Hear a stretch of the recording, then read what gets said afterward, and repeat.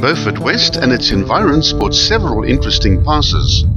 Just 10 kilometers north of the Karoo town is the 15-kilometer long Molteno Pass, which is a mix of tar and gravel that ascends 647 vertical meters to summit on the high plateau at 1,574 meters. The pass connects Beaufort West with Loxton, some 110 kilometers further to the north. This is a scenic drive offering a variety of landscapes to gaze on, plus it gives access to a bush camp, the Gamka Dam and the Bontebok Pass. The road follows the boundary of the Karoo National Park for most of its length.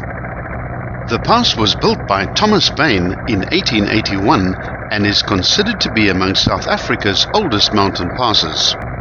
It was built to cross the Niverveld mountain range, thus connecting the central Karoo and its oldest town, Beaufort West, to the vast expanse of the Northern Cape. It was completed in May of that year and named after the first Prime Minister of the Cape, Sir J.C. Molteno, a businessman who owned extensive land in the area and was instrumental in its development, and had represented Beaufort West in Parliament. Beaufort West is full of history and is perhaps best known as the birthplace of Chris Barnard, our famous heart surgeon. Springbuck are synonymous with the central Karoo, and you're bound to encounter them here, perhaps from your car whilst driving, otherwise without doubt in the Karoo National Park. The road begins ascending at a gentle gradient of 1 in 25 for 1.6 kilometers into a large ravine called Nonkergat, and turns through a wide arc of 160 degrees to the right, following the contour of the mountain on the left. To the right, the pools of water of the Gamka River can be seen. The farm Tierfontein, where the Kokatsara bush camp is located, can be seen below and to the right. To access this facility, use the road at the beginning of the pass. For the next kilometer and a half, some stunning sandstone formations can be enjoyed on the left-hand side of the road. The cutting that comes into view on the next bend gives a clear picture of the rock type on this section of the pass. The climbing continues with the gradients getting steeper at 1 in 10 as the road sweeps through a wide left-hand bend following the shape of the mountain. Right next to the cutting there's a slip road that allows access to the gorge side of the cutting, where one can enjoy views of the transverse gorge immediately ahead, as well as the expanse of the Gamka River Valley with its dam wall at 1 o'clock. More to the right, at 3 o'clock, the rugged and steep switchbacks of the Bontebok Pass can be seen zigzagging its way up the opposite side of the valley. After the cutting, there is a double S-bend. The first one is easy with wide curves, but the second one exhibits much tighter corners as the road has to clear 3 small streams with their associated valleys. At the end of the first S-bend, the original road can be seen looping up the mountain to the right in a more tortuous and steep routing. As the road curves back into the northwest, the tar ends and the gravel takes over. Adjust your speed accordingly.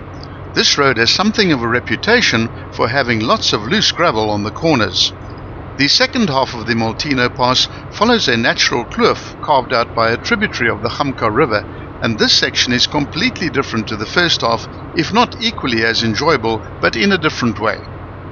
1 kilometer after the tar ends, the road crosses a small stream via a drift. Take care here if it's been raining, as a fairly substantial pool develops. The road crosses over to the eastern side of the ravine and the heading changes into the north.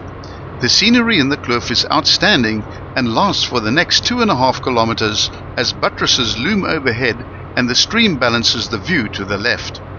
This kloof is narrow, varying between 600 meters and 200 meters, and is a wonderful variation after the endlessly flat plains to the north.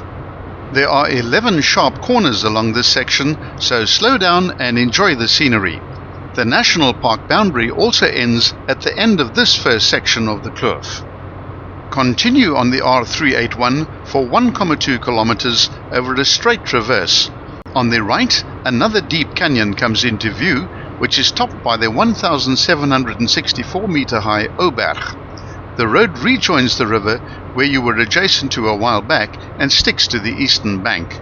This is a beautiful section, and it's 3.5 kilometers long, offering rugged mountain views with riverine bush and vegetation. The pot markers have made a lovely picnic site in the middle of the section on one of the sharp bends. It's a good spot to breathe in the fresh high-altitude Karoo air and enjoy the solitude. The end of the pass is reached after a wide left-hand curve brings one to the top of the main plateau at an altitude of 1,574 meters opposite the farm Renosterfontein.